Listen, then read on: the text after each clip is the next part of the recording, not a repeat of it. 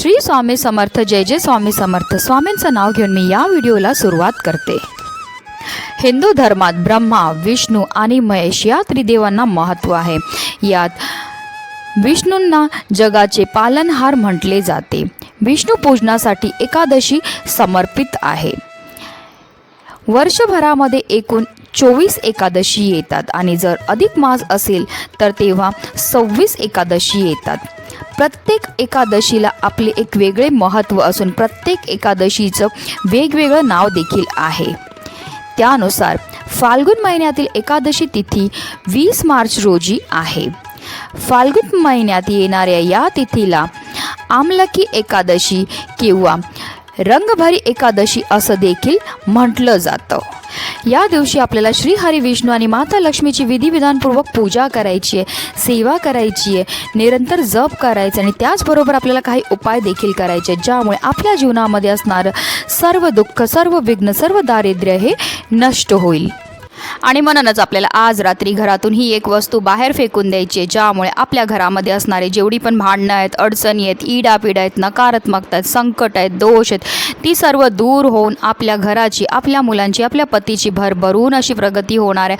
आपल्या जीवनामध्ये सुख, समृद्धी, ऐश्वर हे कायम टिकून राहणार आहे. अतिशय प्रभावी असा हा उपाय ज्याबद्दल सविस्तर आणि महत्त्वाची अशी माहिती मी तुम्हाला या व्हिडिओमध्ये देणार आहे. तर व्हिडिओ पूर्ण पहा आणि जर तुम्ही माझ्या चॅनलवर नवीन असतील तर चॅनलला सबस्क्राईब करा आणि शेजारी बेल आयकॉनसुद्धा प्रेस करा जेणेकरून तुम्हाला माझ्या नवनवीन व्हिडिओचं नोटिफिकेशन हे मिळत राहील.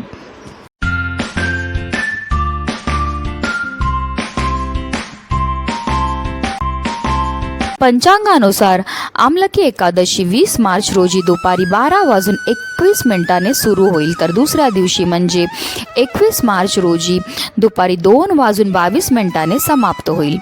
व्रताचे पारण 21 मार्च रोजी दुपारी 1:07 पासून ते 3:32 करता येईल. फाल्गुन महिन्यातील शुक्ल पक्षातील एकादशीला आमलकी किंवा रंगभरी किंवा आवळा एकादशी म्हणून साजरी केली जाते. या दिवशी विष्णूसह आवळ्याच्या झाडाची पूजा केली जाते. ज्याप्रमाणे श्री हरी विष्णूंना तुळस अतिशय प्रिय आहे त्याचप्रमाणे त्यांना आवळ्याचं झाड देखील अतिशय प्रिय आहे. आवळ्याच्या वृक्षामध्ये श्री हरी विष्णूंसोबत माता लक्ष्मी वास करतात. त्यामुळे आमलकी एकादशीच्या दिवशी भक्त आवळ्याच्या झाडाखाली बसून विष्णूंची पूजा करतात.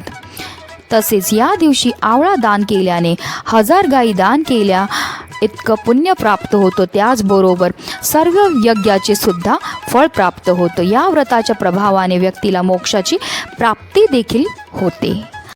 अगदी तुमच्यापासून माझ्यापर्यंत प्रत्येकजण खूप मेहनत करतो, खूप कष्ट करतो जेणेकरून आपल्या जीवनामध्ये सुख समृद्धी नांदेल. पण बऱ्याचदा काय होतं ना, आपल्या घरामध्ये काही दोष असतात किंवा आपल्यामध्ये काही दोष असतात त्यामुळे सुद्धा आपल्याला कोणत्याही क्षेत्रामध्ये यश हे मिळत नाही.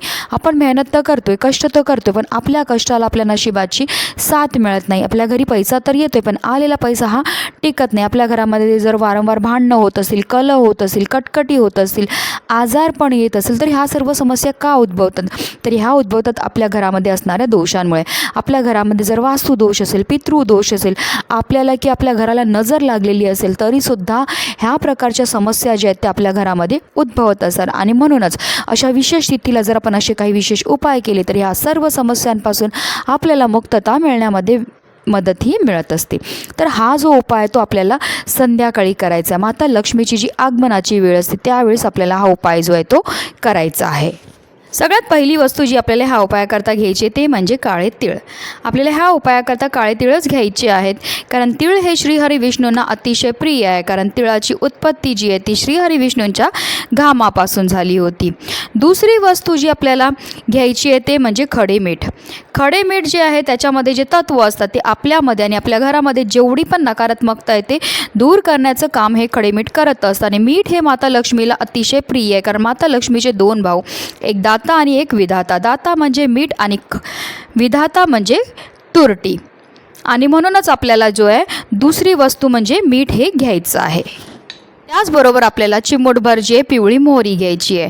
पिवळी मोहरी असेल तर आवर्जून तीच घ्या. तीसुद्धा आपल्या जीवनामध्ये असणारी जेवढी पण नकारात्मकता आहे, दारिद्र्य ते नष्ट करण्याचं काम करत असतं. त्याचबरोबर आपल्याला 7 लाल मिरच्या घ्यायच्या. देठासकट आपल्याला 7 लाल मिरच्या घ्यायच्या आहेत. जर काही कारणास्तव तुमच्याकडे लाल मिरच्या नसतील तर देठासकट तुम्ही हिरव्या मिरच्या घेतल्या तरीही चालणार आहेत. त्याचबरोबर आपल्याला 2 अखंड लवंगा घ्यायच्या आहेत आणि 2 हिरवी वेलची घ्यायची आहेत. तर ह्या सर्व वस्तू ज्या आहेत त्या आपल्याला आपल्या उजव्या हातामध्ये घ्यायच्या आहेत.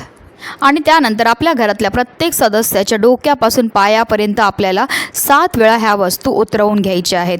जर तुमच्या घरामध्ये लहान मुलं असतील किंवा एखादा आजारी व्यक्ती असेल तर त्याच्यावरनं उतरवताना तुम्हाला बोलायचं आहे की त्यांना जर नजर लागली असेल, ज्यांचे जे पण आजार आहेत ते ह्या वस्तूंबरोबर निघून गेले पाहिजेत. अशा रीतीने आपल्याला सर्व घरातल्या सदस्यांवरनं डोक्यापासून पायापर्यंत उतरवून घ्यायचं आणि त्यानंतर आपल्या संपूर्ण घरामध्ये सुद्धा ह्या वस्तू फिरवायच्यात. म्हणजे घराच्या एका टोकापासून सुरू करायचं आहे आणि ते दुसऱ्या टोकापर्यंत येऊन थांबायचं आणि त्यानंतर आपल्या मुख्य प्रवेशद्वारावरनं सुद्धा आपल्याला ह्या वस्तू ज्या 7 वेळा उतरवून टाकायच्यात. उतरवताना आपल्या मनामध्ये असा भाव असला पाहिजे की ह्या वस्तूंबरोबर मी माझ्या घरामध्ये असणारी जेवढी पण नकारात्मकता आहे, इडापिडा आहे, करणी बाधा आहे, नजर दोष असतील, इतरही कोणती संकट असतील, बाधा असतील, त्या सर्व मी ह्या वस्तूंबरोबर काढून टाकलेल्या आहेत. आणि ह्या वस्तू घेऊन आपल्याला आपल्या घरापासून थोडं लांब दक्षिण दिशेला फेकायचं. पण फेकताना फक्त तुम्हाला काळजी एवढी घ्यायची आहे की ह्या वस्तूंवर कोणाचा पाय पडला नाही पाहिजे, कारण आपले दोष आपण आपल्या घरातनं बाहेर काढलेत आणि आपल्यामुळे कधीही कोणाला दुसऱ्याला त्रास